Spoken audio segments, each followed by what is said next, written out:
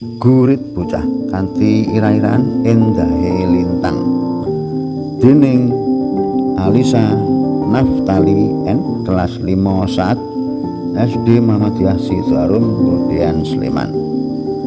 Endahe lintang langite katon gagah lan elok, bengi kuwi pating kerlip lan karo kono lan kene suasanane dadi endah banget, disawang nyenengake ning ati.